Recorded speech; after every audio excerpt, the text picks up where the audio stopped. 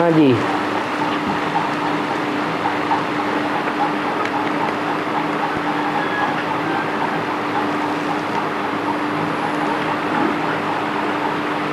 एक माता जी का प्रश्न है,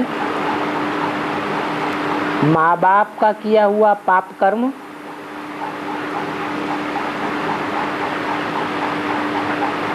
और उसका फल बच्चों को मिलता है क्या?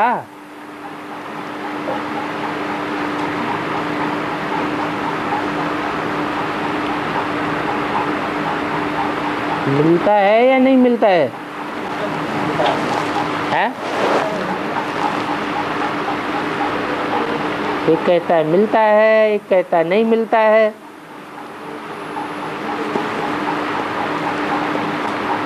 माँ बाप पाप कर्म करेंगे और बच्चे उस माहौल में रहेंगे,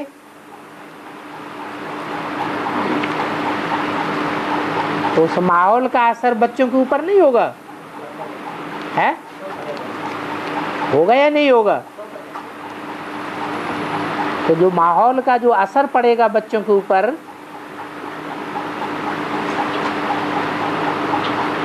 तो बच्चे भी वैसे ही स्वभाव संस्कार के बनेंगे या स्वभाव संस्कार बदलेगा?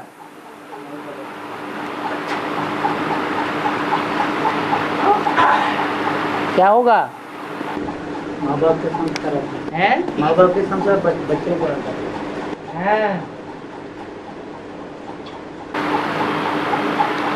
बच्चे तो नादान होते हैं, बच्चे तो बच्चा बुद्धि होते हैं। जो बच्चा बुद्धि बच्चे हैं, उनकी बुद्धि इतनी तीक्ष्ण नहीं है कि फैसला कर सके क्या करना चाहिए क्या नहीं करना चाहिए। और माँ बाप तो समझदार होते हैं।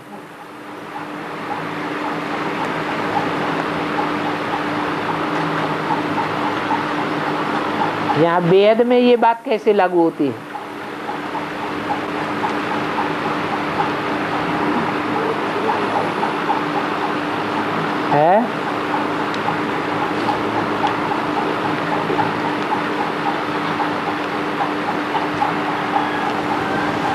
लौकिक दुनिया की तो बात समझ में आई, लेकिन ब्राह्मणों की अलौकिक दुनिया में शूटिंग हुए बगैर तो कुछ भी होता नहीं है।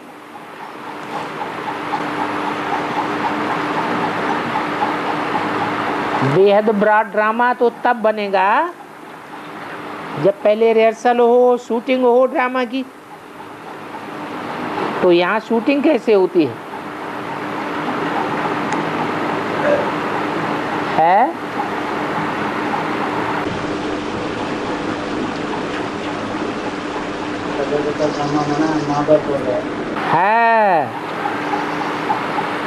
प्रजापिता ब्रह्मा किसका टाइटल है? एक का टाइटल है या दो का टाइटल है?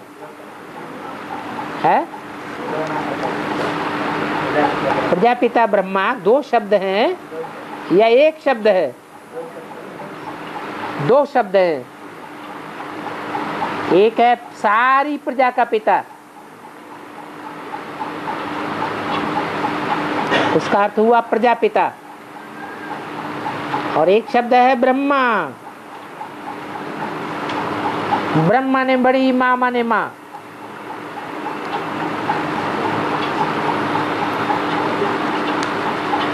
दो मालाएं हैं, एक है ब्रह्मा सो विष्णु की माला, एक है रुद्रमाला। रुद्रमाला है बाप की माला, और विष्णुमाला है माताओं की, ब्रह्मा सो विष्णु। तो ये बेहद के प्रजापिता और ब्रह्मा कौन हुए?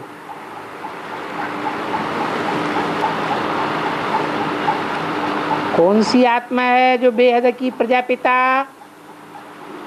और ब्रह्मा है? हर जगह के प्रजापिता तो धर्म पिताएं हैं, इब्राहिम, बुद्ध, क्राइस्ट। उन्हें बेहद का तो नहीं कहेंगे। बेहद का प्रजापिता हुआ जिसमें शिव बाप मुकर्रर रूप से प्रवेश करते हैं।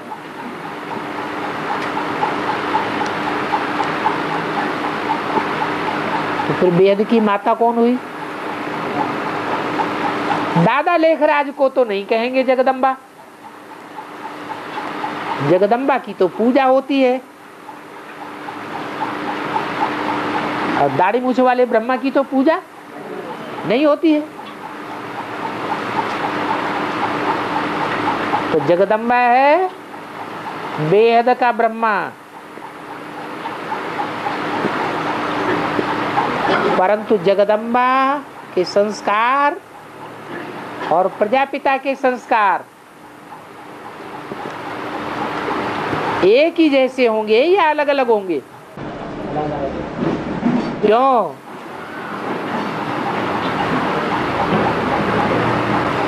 क्योंकि एक है माला का फर्स्ट मणका और एक है लास्ट मणका।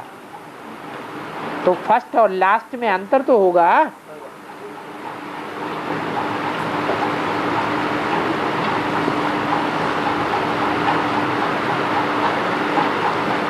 एक में ज्ञान सूर्य प्रवेश करता है, क्या नाम है? जिसमें ज्ञान सूर्य प्रवेश करता है उसका नाम क्या है? प्रजापिता। और दूसरे में, दूसरे मणके में कौन प्रवेश करता है? जो रुद्रमाला का लास्ट मणका है, ब्रह्मा की सोल प्रवेश करती है। जिस ब्रह्मा में शिव ने ही प्रवेश किया था, परंतु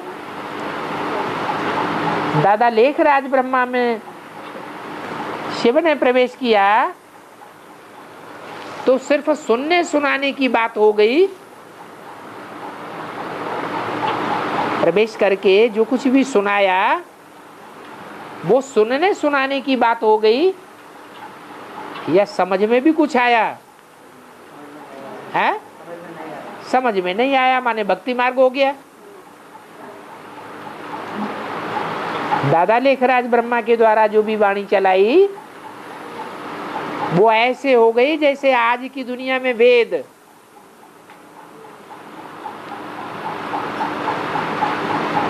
वेदों के सूत्रों को पढ़ते तो बहुत है, उच्चारण तो बहुत करते हैं,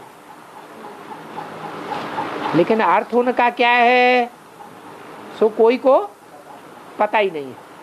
तालमेल क्या है सो कोई को पता नहीं। ऐसे ही दादा लेखराज ब्रह्मा में प्रवेश करके जो वाणी चलाई उसका अर्थ का कोई को ब्रह्मा कुमार को पता नहीं। आगा पीछा क्या है, तालमेल क्या है उन अर्थ महावाक्यों का, वो कोई नहीं जानता। सिर्फ इतना कहते हैं ब्रह्मा के मुख से वेद वाणी निकली, वेद निकले, जिन्हें मुरलियां कहा जाता है। वो मुरली हो गई वेद। वेद का अर्थ होता है ज्ञान।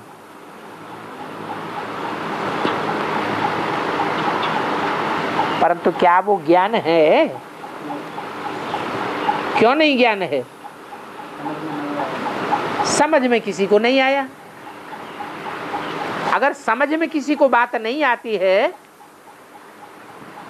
तो बात ही अज्ञान हो गई है। कोई ने कोई बात कही, कोई ने समझी और कोई ने नहीं समझी।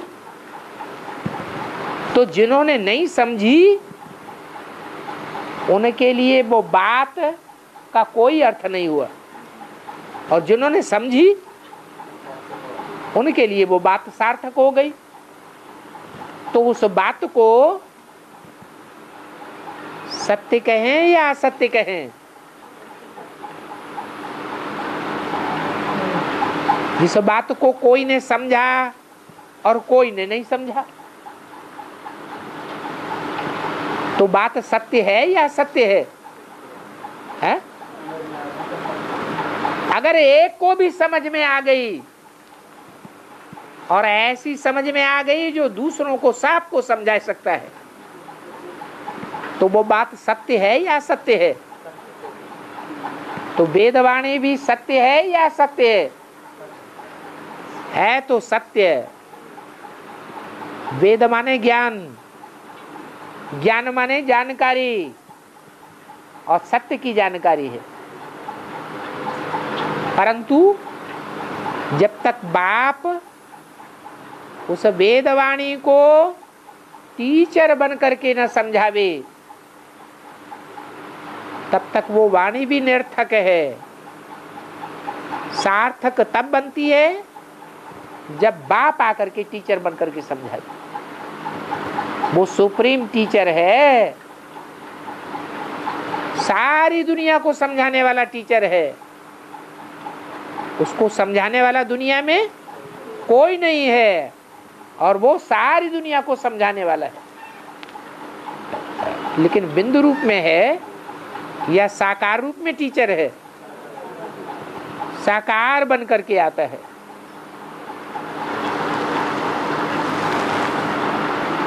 तो बेहद के माँ बाप कौन हुए?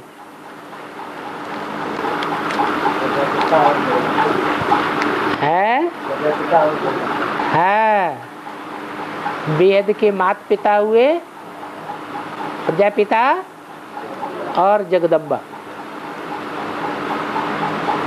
वही जगदम्बा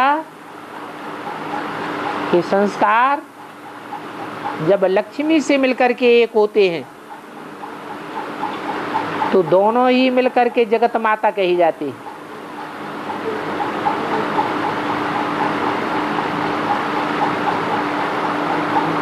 आत्मा और शरीर का जैसे संबंध हो जाता है, तो आत्मा और शरीर दोनों दिखाई एक पड़ते हैं या दो दिखाई पड़ते हैं? इन आंखों से एक देखने में आते हैं, लेकिन अंदरूनी आंख से पता चलता है कि ये एक नहीं है, दो हैं। उन दोनों में दोनों सच्चे होते हैं या एक सच्चा होता है?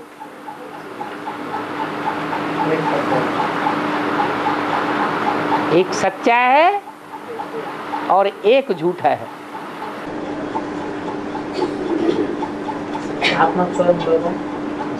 आत्मा सच्ची है और शरीर झूठा है। जगदम्बा लक्ष्मी, जगदम्बा एक जगदम्बा है, सारे जगत की अम्बा, दोनों सब मिलकर मिला तो एक आत्मा, एक और एक लक्ष्मी है।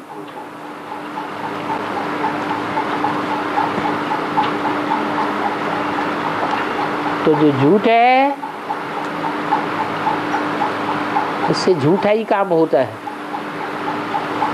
और जब सच्चा है तो सच्चा ही काम होता है। लेकिन उसका प्रभाव बच्चों के ऊपर जरूर पड़ता है।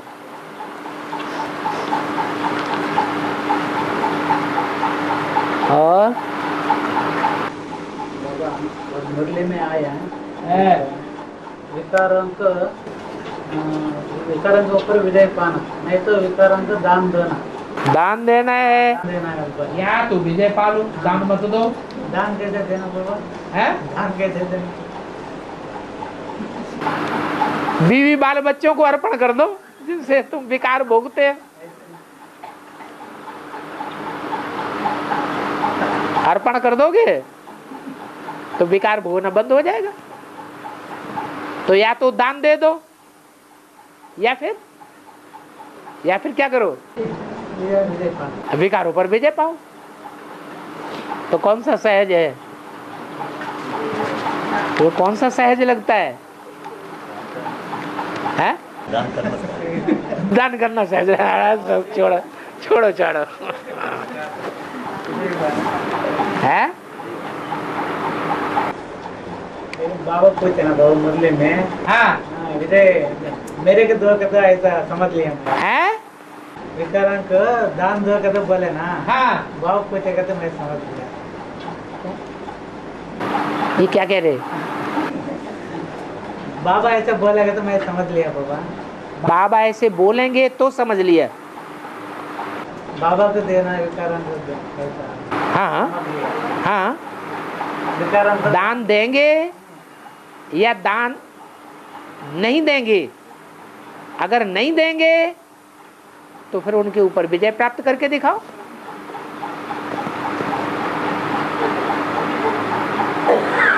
क्या करेंगे?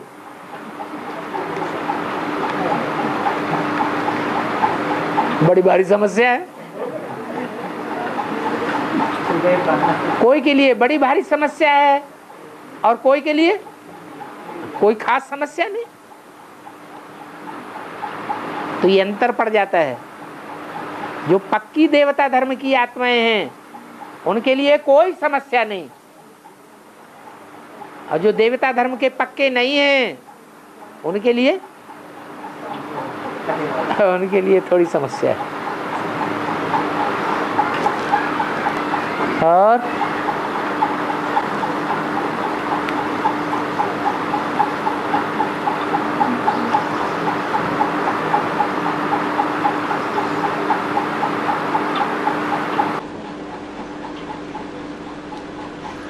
सन्यासी भारत धर्म नहीं कर बोले ना बाबा। है? सन्यासी हाँ, भारत धर्म नहीं कर बोले। है? फिर जार के चित्र में राइटियस दिखाया ना बाबा। है? राइटियस दिखाया ना तुमको? सन्यासी धर्म को। हाँ, तो भारत धर्म होना राइटियस तो दिखाया, लेकिन विदेशियों के प्रभाव में आ जाते हैं या नहीं आ जाते हैं? तो किसकी संतान हो गए? विदेशियों की संतान हो गए। प्रभावित माने प्रजा, प्रजा माने बच्चे। तो विदेशियों के बच्चे हो गए या स्वदेशियों के बच्चे हैं? विदेशियों के बच्चे हो गए।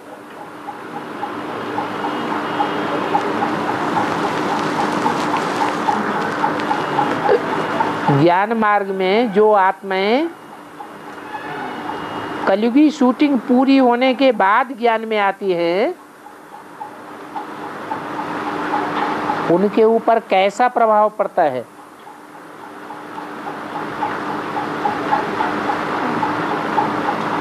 क्या प्रभाव पड़ता है?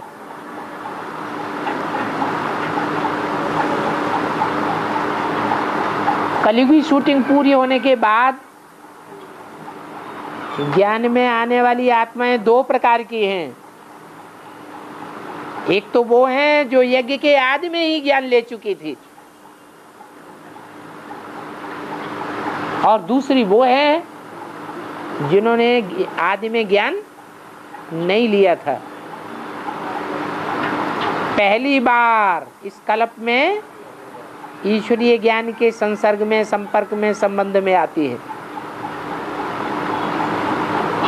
तो प्रभाव भी अलग अलग हो जाएगा या एक जैसा प्रभाव होगा? अलग अलग प्रभाव हो जाएगा।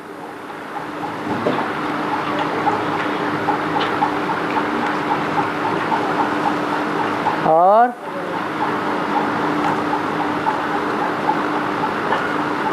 कोई ने पूछा है, बाबा तो मुरली में बोलते हैं कि स्वतंत्र रहना है और स्वतंत्र करना है, क्या स्वतंत्र रहो और स्वतंत्र रहने दो? फिर ब्राह्मणों की दुनिया में कोई कोई स्वतंत्र रहते हैं कोई ऐसे जो स्वतंत्र रहते हैं ब्राह्मणों की दुनिया में? हैं?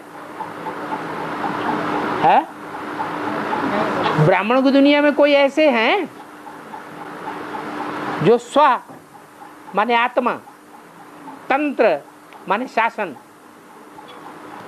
अपनी आत्मा के शासन में ही चलते हैं, दूसरी कोई भी आत्मा के शासन में नहीं चलते? ऐसे कोई ब्राह्मणों की दुनिया में है? अरे है या नहीं है?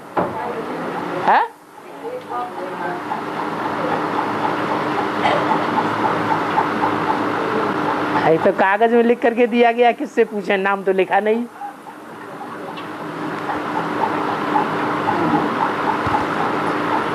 ब्राह्मणों की दुनिया में एक भी ऐसा नहीं है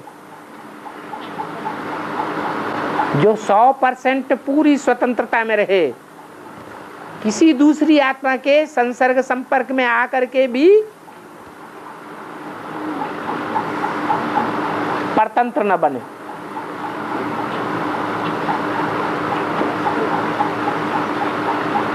आगे बोला है, ब्राह्मणों की दुनिया में कोई कोई स्वयं स्वतंत्र रहते हैं और दूसरों को स्वतंत्र रहने से रोक देते हैं, स्वतंत्र नहीं रहने देते।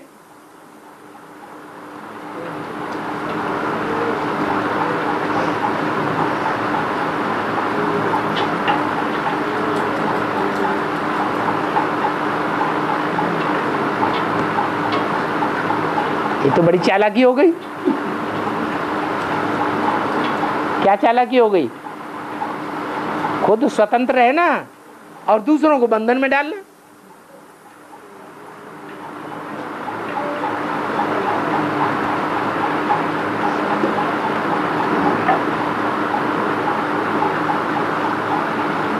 अब ऐसा प्रश्न पूछने वाला अपने को स्वतंत्र महसूस कर रहा है या बंधन में महसूस कर रहा है?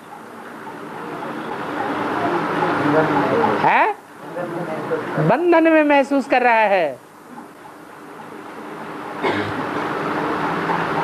माना ईश्वरीय बंधन से बाहर जाना चाहता है।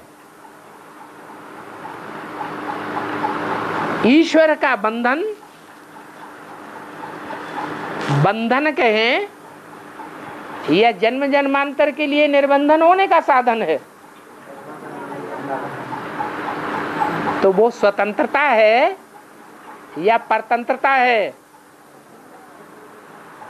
क्या है? ईश्वर के बंधन में रहना सच्ची स्वतंत्रता है या परतंत्रता है? वही सच्ची स्वतंत्रता है जो ईश्वर के बंधन से बाहर जाना चाहते हैं। ईश्वर उनको जबरदस्ती करके रखता है क्या? है? बलात्कार करके रखता है क्या?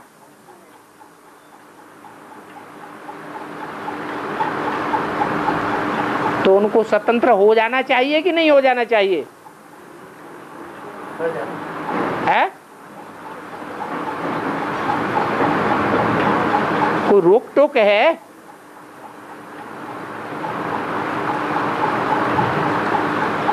ज्ञान को नहीं समझते हैं तो इस तरह के प्रश्न करते हैं। जिन्होंने ज्ञान को समझा है वो इस तरह के प्रश्न कभी नहीं करेंगे।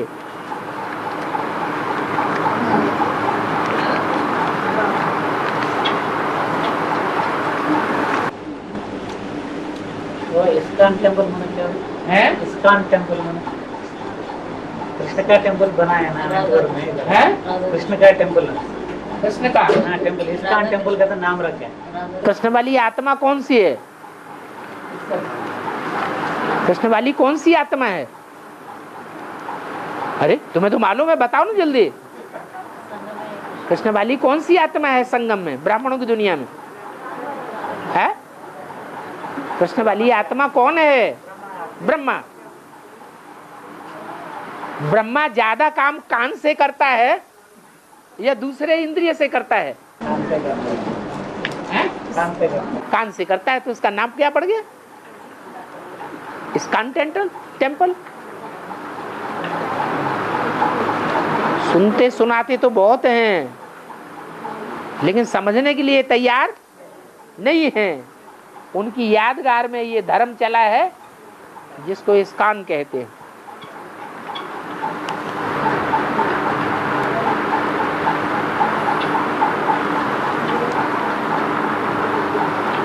बाबा मुरली खत्म करने के पहले आज मैया का भी याद प्यार आपने दिया। भैया, मैया या भैया? हैं? भैया है तो गलत सुन लिया। जिस समय की ये मुरली है उस समय मम्मा जीवित थी या शरीर छोड़ चुकी थी?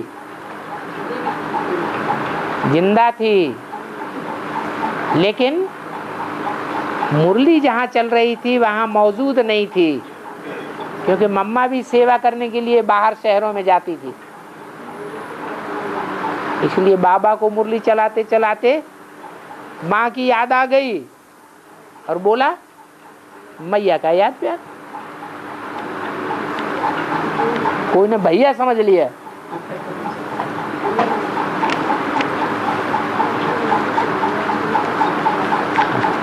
शिव बाबा सबका बाप है या भैया है? वो तो बाप है।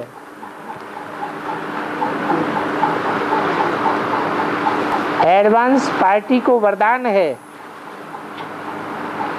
कि परिवार में से एक भी ज्ञान में चलेंगे तो अंत में उनका पूरा परिवार चलेगा। लेकिन जो एक आत्मा ज्ञान में चलती है और उसका परिवार वालों से कोई कनेक्शन ही नहीं है, तो वो परिवार वाले ज्ञान में चलेंगे या नहीं चलेंगे? कनेक्शन हो या नहीं हो, ये बात नहीं बोली। क्या बोला?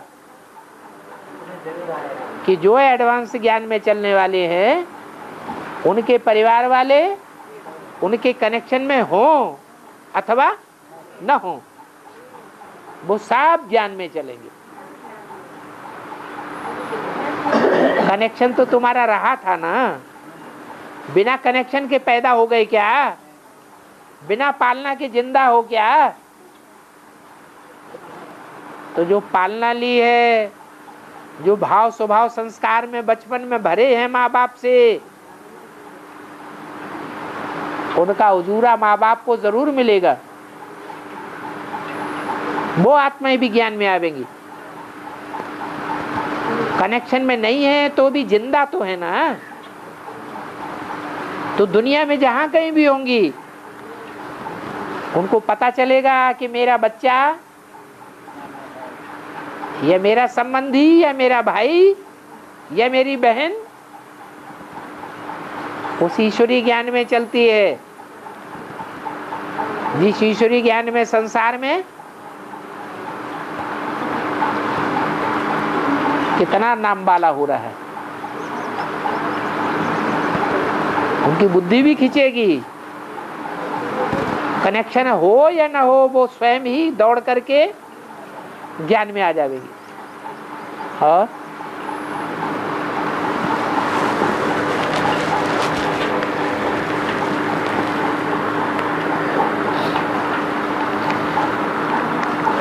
एक भाई का प्रश्न है, एडवांस में आने के बाद बीके सेंटर वाले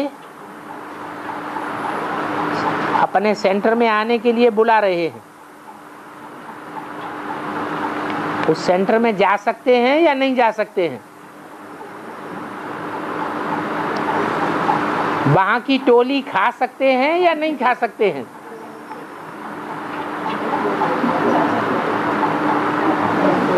क्योंकि बीके वालों को अब तक भी हमारे ज्ञान में आने का पता नहीं है।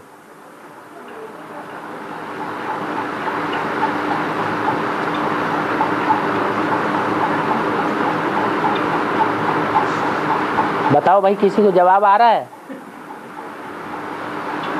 है? जा सकते हैं कि नहीं जा सकते हैं? जाना चाहिए या नहीं जाना चाहिए? है? कोई जवाब नहीं देंगे? अरे नहीं जाना चाहिए। लौकिक माँ बाप को छोड़ दिया था। जब बी के ज्ञान में आए थे तो लौकिक माँ बाप को छोड़ दिया था। सन्यासी बन गए थे क्या? घर बार छोड़ दिया था? है? जाते थे ना, तो लौकिक को ज्यादा ध्यान दिया आपने या अलौकिक को ज्यादा ध्यान दिया? लौकिक वाले संबंधियों को ज्यादा प्रेफरेंस दिया या अलौकिक वालों को ज्यादा प्रेफरेंस दिया है? लौकिक वालों को ज्यादा महत्व दिया ना, कि बीके में आने के बावजूद भी लौकिक वालों से मिलते जुलते रहे, आना जाना करते रहे, उनको छोड़ा नहीं।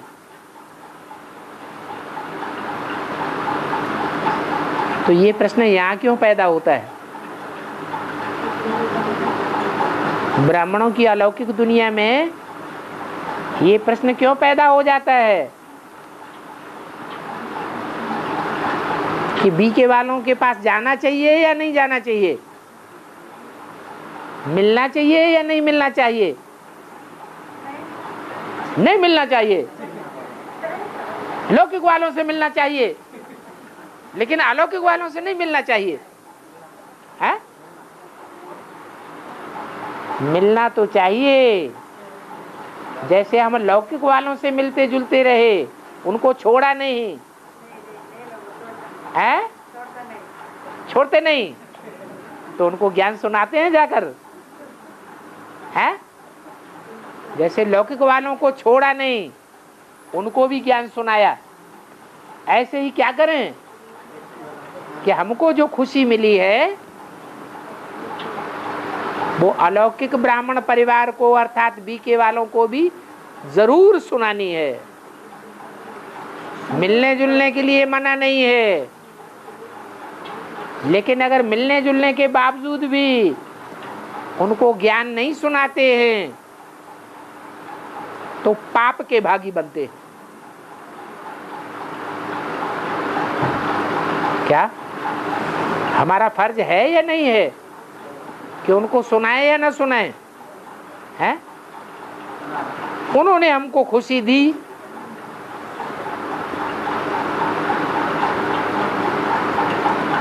उन्होंने हमको हल्की खुशी दी और हमको बड़ी भारी खुशी मिल गई, तो वो भारी खुशी का हिस्सेदार उनको नहीं बनाना है? बनाना चाहिए कि नहीं?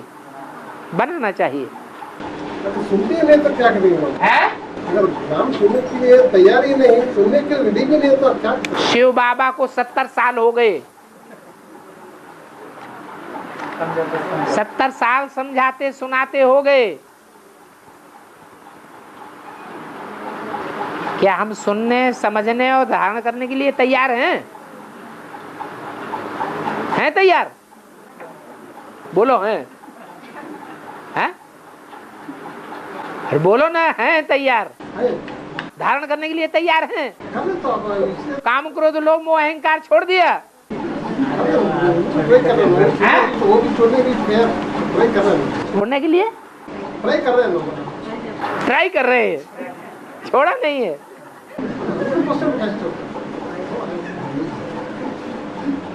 तो यही बात है। दूसरी बात इन्होंने बोली, वहां की टोली खाना है या नहीं खाना है?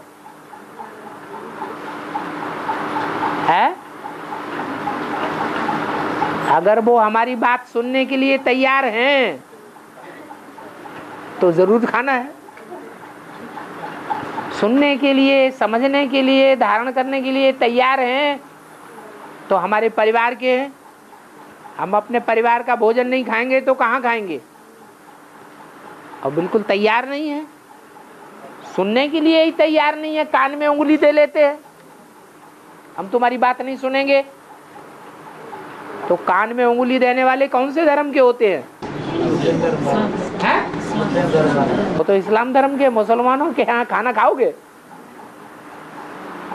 खाओगे या नहीं खाओगे? हम मुसलमानों के यहाँ थोड़ा ही खाना खाएंगे।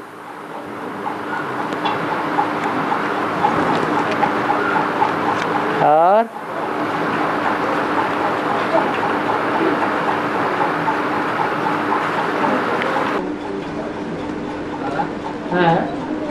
अपने अपने शास्त्रों में है अपने अपने शास्त्रों में अपनी अपनी कथा कहानियां गाइड बनाए है राम वाली आत्मा ने रामायण लिखी, है कृष्ण वाली आत्मा ने भागवत वगैरह लिखी। उस वाली आत्मा ने भागवत क्या भागवत भागवत उस वाली आत्मा ने भागवत।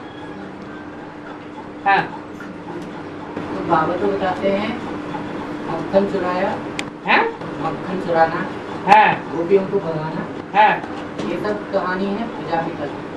है कृष्ण वाली आत्मा ने उनको लागू कैसे हुई?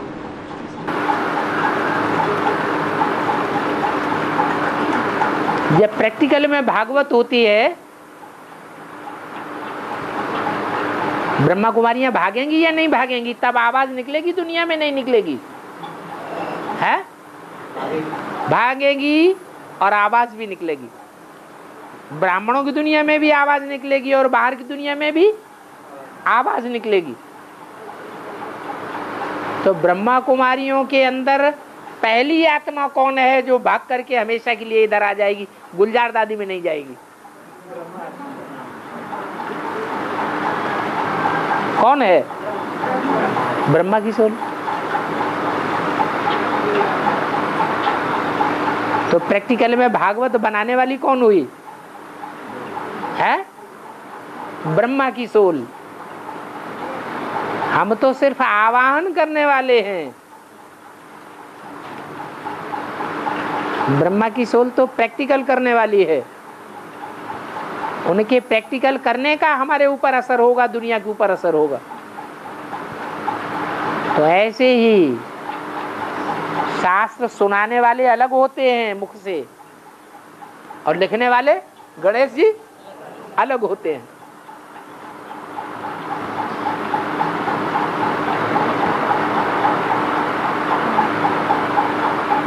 लोगों की बुद्धि में ये बात बैठी हुई है क्या क्या कि धर्म की स्थापना करने वाले अलग और शास्त्र बनाने वाले अलग होते हैं?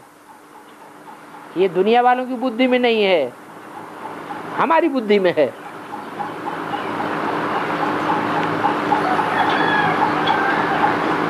तो वास्तव में कृष्ण के रूप में जो भागवत कथा बनाने वाला है वो कौन है?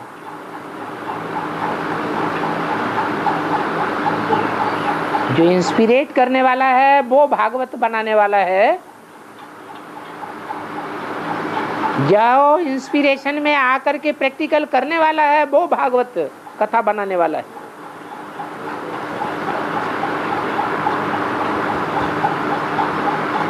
शंकर ने विनाश किया, शंकर द्वारा विनाश गाया हुआ है।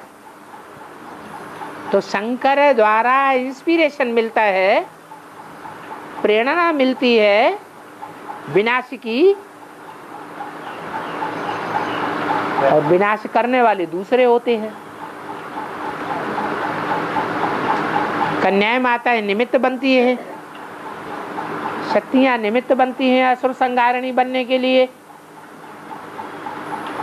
तो किसके लिए कहा जाए कि वास्तव में विनाश करने वाला कौन है?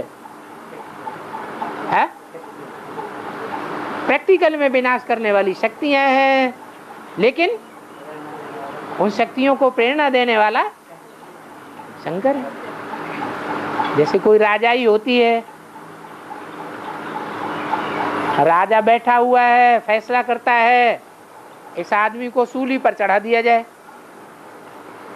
उसने इशारा दे दिया, ले जाओ। तो राजा तो प्रेरक है, लेकिन क्या वो सूली पे चढ़ाता है? कौन चढ़ाता है? चंडाल सूली पे चढ़ा देता है। तो एक है प्रैक्टिकल कर्म करने वाला और दूसरा है इंस्पिरेट करने वाला।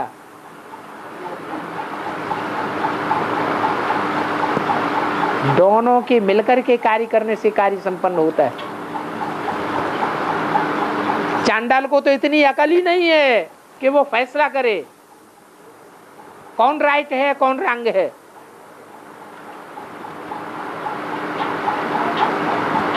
चांडाल सूली पर तो चढ़ा देगा, राजा सूली पे नहीं चढ़ाएगा, हत्या नहीं करेगा। चांडाल इंस्पिरेट नहीं करेगा और राजा इंस्पिरेट करता है। तो ये अंतर पड़ता है।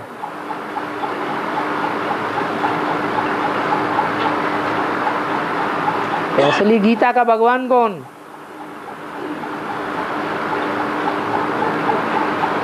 कृष्ण लेने वाला है या देने वाला है? वो इंस्पिरेशन लेने वाला है, प्रैक्टिकल में देने वाला कोई दूसरा है।